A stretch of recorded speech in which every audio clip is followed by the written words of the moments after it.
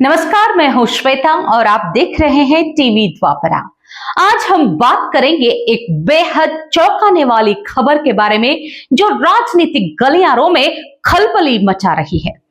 केरल के मुख्यमंत्री पिनराई विजयन ने एक सनसनीखेज बयान दिया है।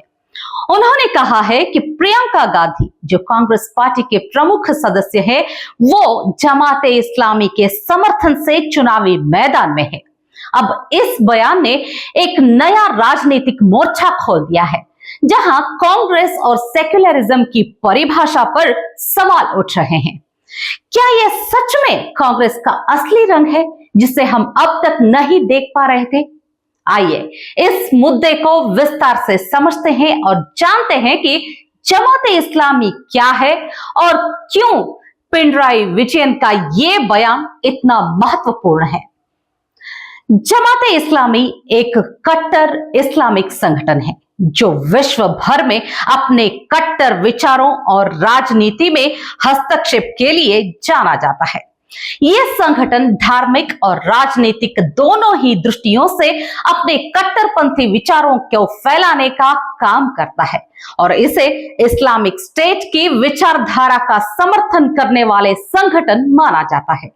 जमाते इस्लामी के समर्थक एक विशेष धार्मिक एजेंडा पर जोर देते हैं और यह संगठन भारत में हिंदू विरोधी रुख अपनाता रहा है।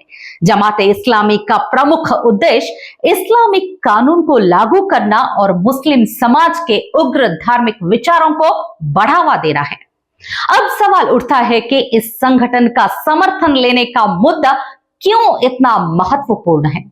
जब पिनराई विजयन ने प्रियंका गांधी और कांग्रेस के बारे में ये आरोप लगाया है कि वे जमाते इस्लामी से समर्थन ले रहे हैं, तो इसका मतलब साफ है कि उन्होंने कांग्रेस की धर्मनिरपेक्ष छवि पर चुनौतीपूर्ण सवाल उठाए हैं।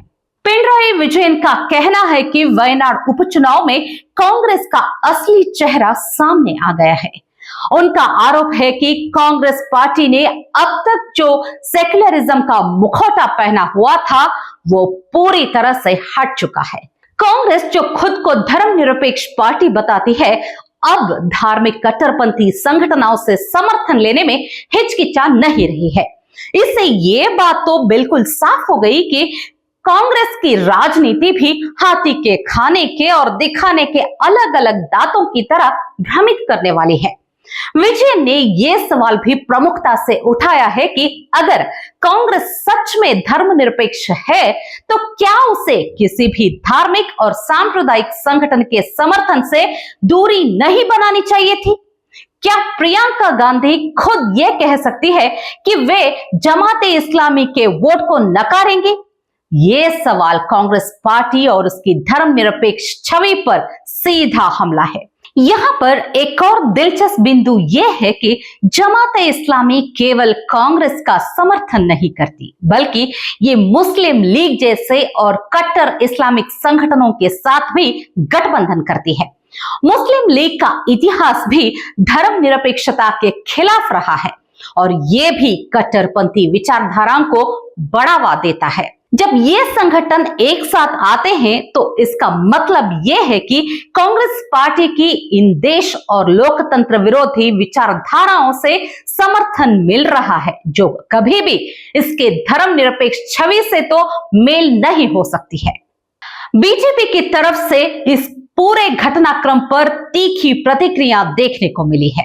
बीजेपी का कहना है कि कांग्रेस पार्टी हिंदुओं से नफरत करती है और यही कारण है कि वो मुस्लिम लीग और जमाते इस्लामी जैसे कट्टरपंथी संगठनों से समर्थन ले रही है। बीजेपी का आरोप है कि कांग्रेस ने अपनी धर्मनिरपेक्षता को सिर्फ एक राजनीतिक शिगुफा बना लिया है, जबकि उसकी असली नीतियां पूरी तरह से मुस्लिम तुष्टीकरण और हिंदू विरोधी रही है। बीजेपी नेताओं का कहना है कि कांग्रेस ने हमेशा हिंदू समाज की उपेक्षा की है और उनके मुद्दों को नजरअंदाज किया है, लेकिन मुस्लिम समुदाय के लिए हमेशा विशेष प्रयास किए हैं। यही कारण है कि कांग्रेस का असली चेहरा अब खुलकर सामने आ गया है। जब प्रियंका गांधी और कांग्रेस के अन्य नेता कट्टरपंथी मुस्लिम संगठनों से समर्थन लेने की बात करते हैं तो इसका सीधा अर्थ है कि वे हिंदुओं के मुद्दों को नजरअंदाज कर रहे हैं और सिर्फ एक वोट बैंक की राजनीति कर रहे हैं। वायनाड उपचुनाव में एक नई बहस को जन्म दिया है, क्योंकि ये चुनाव महज एक लोकसभा सीट का चुनाव नहीं बल्कि कांग्रेस की धर्मनिरपेक्षता छवि का टेस्ट था। कांग्रेस ने इसे अपनी प्रतिष्ठा का मामला बना दिया है। लेकिन पिनराई विजयन का आरोप है कि वायनाड उपचुनाव में कांग्रेस ने जमाते इस्लामी और मुस्लिम लीग के समर्थन से अपनी सियासी चाल चली है। ये वही कांग्रेस है जो खुद को सेक्युलर पार्टी कहती आई है, लेकिन अब सवाल उठ रहे हैं कि क्या वो वाकई में सेक्युलरिज्म में विश्वास करते हैं? अगर हम कांग्रेस के इतिहास पर नजर डालें तो ये कोई नई बात नहीं है। कांग्रेस हमेशा से एक खास समुदाय को खुश करने वाली राजनीति करती आई है, लेकिन अब ये सिलसिला राजनीतिक चालों से बढ़कर कट्टरपंथी समर्थन के स्तर तक पहुंच गया है। तो अब सवाल यह है कि कांग्रेस की राजनीतिक और धार्मिक रणनीतियां क्या सच में धर्मनिरपेक्षता के नाम पर धब्बा है? क्या ये पार्टी अपने मूल्यों से समझौता कर चुकी है?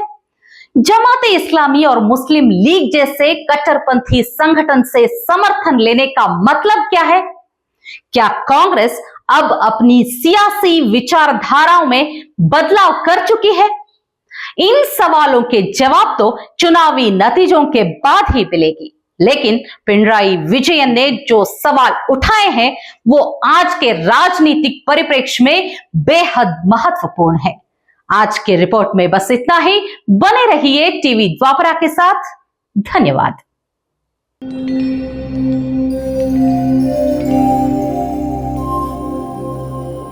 टीवी द्वापरा, संभवामि युगे युगे। अगर ये प्रोग्राम आपको अच्छी लगी तो लाइक, शेयर और कमेंट करें। टीवी द्वापरा के प्रोग्राम्स को हमेशा देखने के लिए सब्सक्राइब करें, बेल आइकॉन दबाएं।